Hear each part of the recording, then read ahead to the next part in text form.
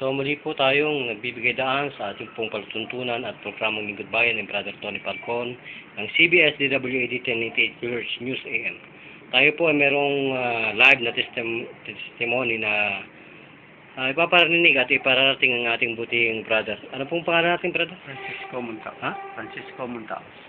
Francisco Montao. Sila pong gulang muli, brother? 67 years old. 67 years old. Na nakasaksi at napagtagumpayan niya ang talagang ang kanyang paniniwala at sa pamagitan po ng ating programang ito ay set up po talaga na pagkalooban ng kasayahan. At ito po ay magiging testimonya ng ating kasamang si Brother Francisco.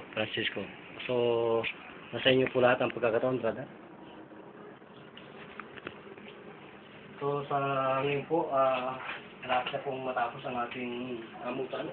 Sila na po kayong maglahat ng inyo pong salubin sa ating mga tagapagtangkilik ng ating programang ito.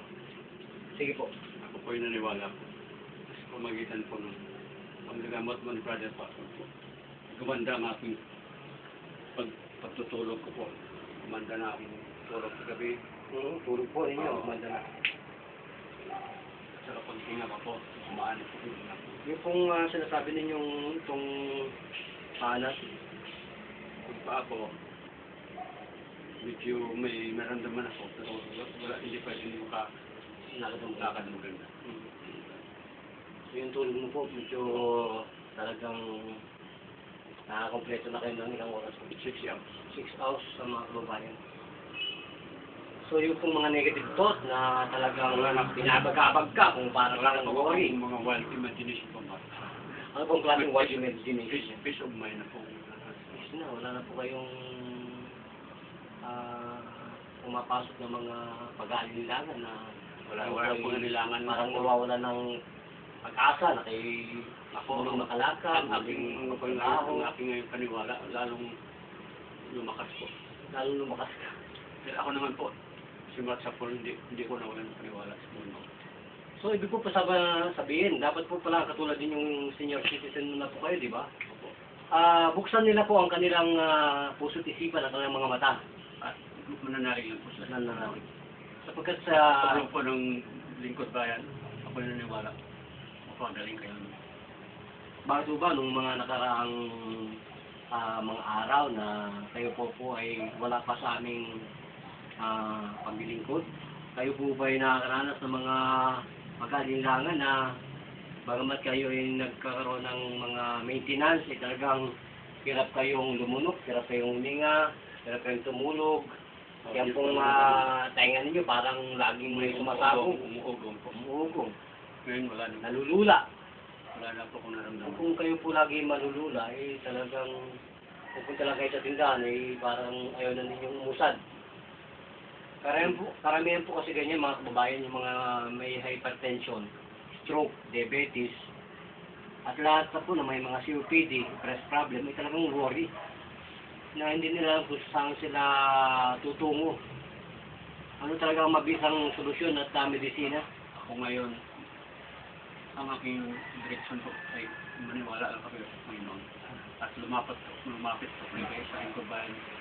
Magitan ni Brother Falcon. Matutulungan po tayo ng buong paniwala.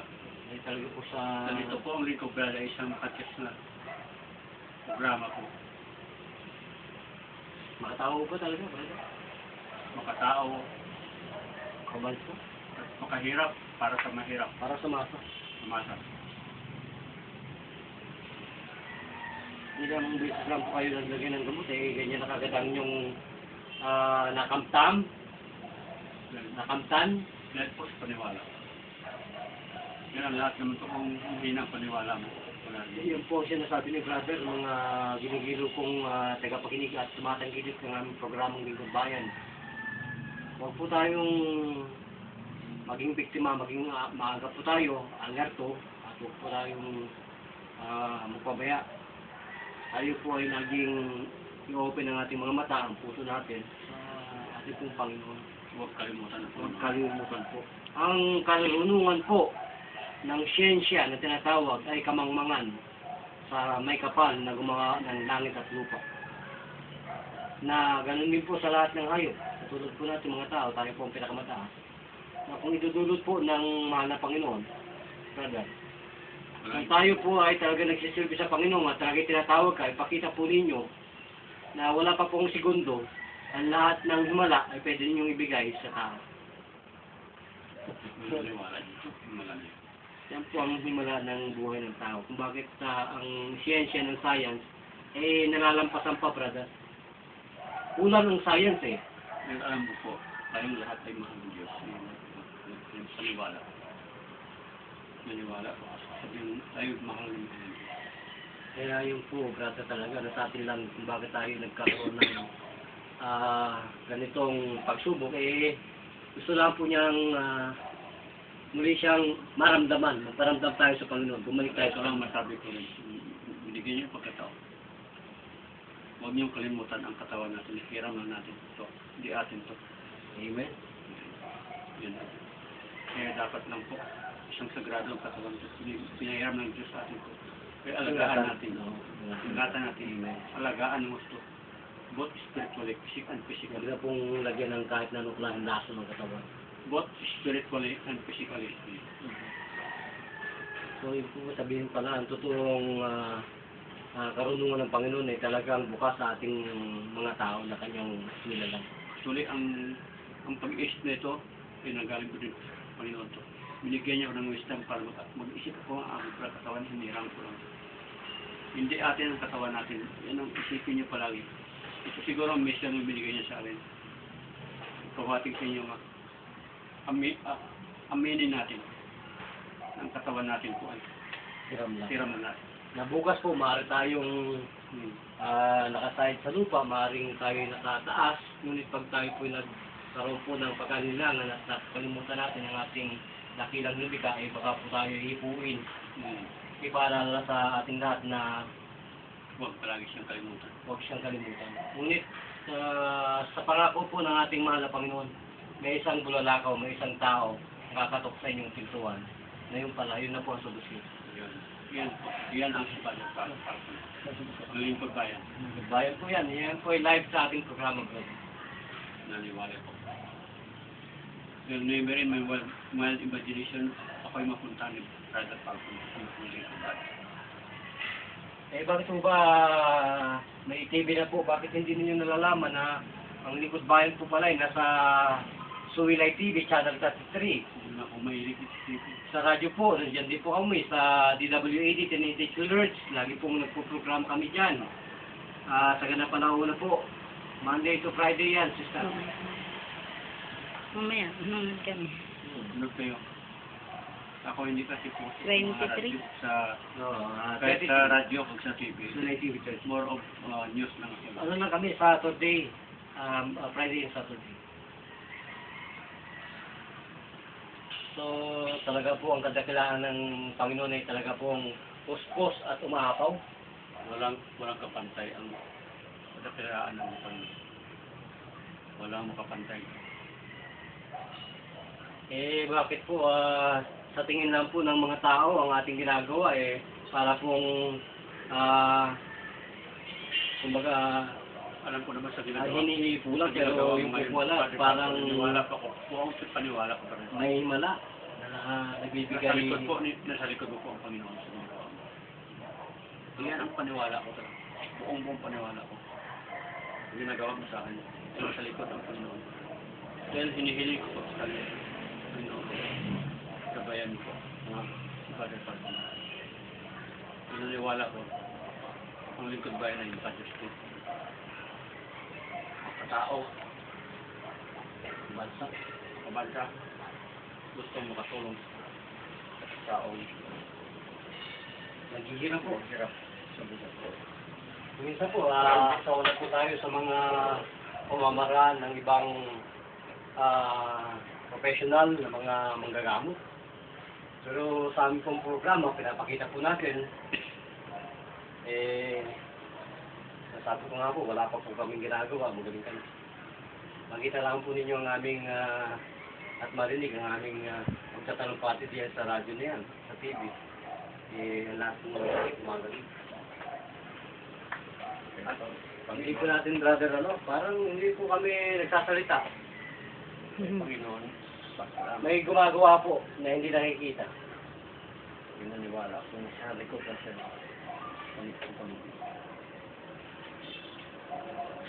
Huwag po paniwala ko.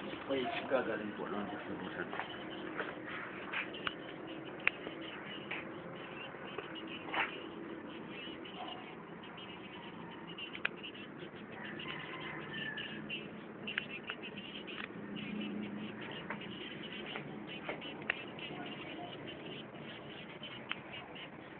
Yan po bang patutunin yung ito, brother, talagang numpa nang naganap sa inyong buhay? Na talagang nakabisong kayo na kung paano kayo maibalik sa inyong Nung una, dating kahit hindi pa ako nawakan pananampalataya? yung body part ko, ako po buong tiwala ko po sa Panginoon. Yun lang po ang sabi. Ng lahat ng mga doktor, yung instrumento na po ng Panginoon. Pero ang actor ko nga gumagamit sa kanya, ang Panginoon. Iyan ang buong paniwala ko. Buhat sa kulpa ng magkasakit. Kaya ako po'y naranasan ko lahat ng hirap sa buhay ko nang magkasakit ako. Pero hindi ko nawala ng pag-asa sa Panginoon. Kaya ginabayan niyo ako hanggang ngayon. Na-survive ko pong hirap. Ang kulang sa gamot, kulang sa pagkain. Na-survive ko po yan. Dahil sa Panginoon. Brother, yung natamo pong kagalingan ngayon, talaga pong mahimala po, ibig sabihin. Naniwala po ako sa himala. Wala akong duda po sa himala. Walang imposible po sa Panginoon kasi yan ang paniwala. Ang Panginoon po kasi ay ang buhay at ang pag-asa. Yan po ang pangako ng Panginoon kapag kayo po ay kanyang binigyan ng pagkakataon at pagbibigay ng kasagutan sa inyong mga kailangan, ay wala pa pong kayong sinasabing mga salita ay nagaganap na po. At kung po talaga kayo naglilingkod sa Panginoon, maramdaman po ninyo, wala pang, hindi pa sinasagi ang iyong katawan, magaling na. Ganun mo ba ibig niyo sabihin, brother? Opo. Dahil Isang himala. naniwala po ako sa Panginoon, sa pag-ibig ng Panginoon at sa awa ng Panginoon. Naniwala po. Kung naniwala kang sa pag-ibig ng Panginoon, hindi imposible po ang himala. Kasama na pong awa. Kung naniwala po ko sa sabihan, atin ang gawa sa Panginoon pong awa. Pero hindi naman tayo gagaling sa awa lang po kung hindi tayo gumagawa ng paraan. Marami po ngayon mga tao na talagang nananatili sila sa katalinuhan ng mga katulad nating na mga nagiging dalubhasang manggagamot. Ngunit ang hindi po nila mapagtagumpayan ay ang salita po ng Panginoon na sa isang iglap lang magsasalita ang Panginoon sa iyo at ikaw ay makakaramdam ng kaligtasan, kalunasan ng iyong mga Ako naniwala po ako sa isang salita lang ng Panginoon, ikaw ay kagaling. Naniwala po ako sa ganyan.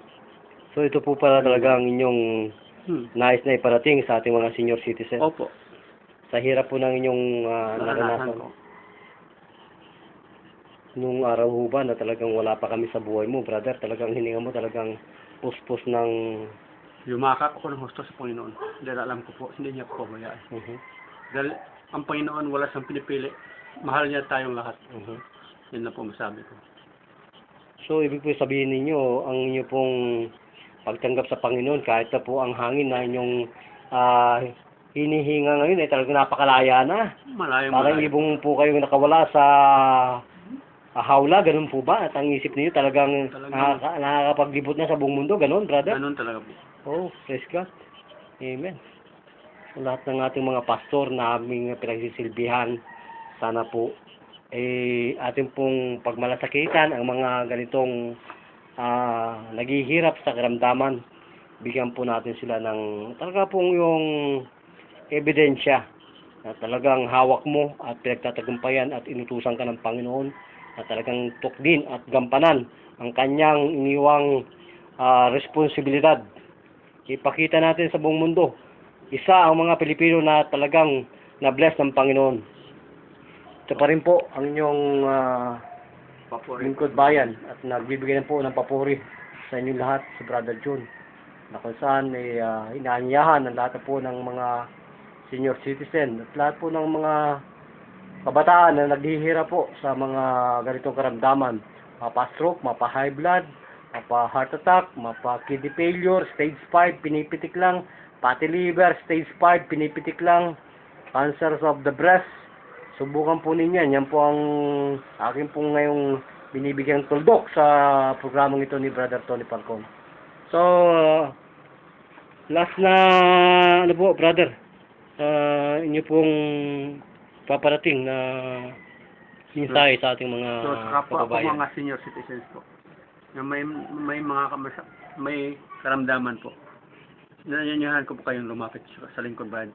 Pamamagitan po ni Brother Falcon. Dahil kayo po ay matutulungan niya. Siya ay makadiyos, makatao, makabansa. Hindi kayo magsisisi po.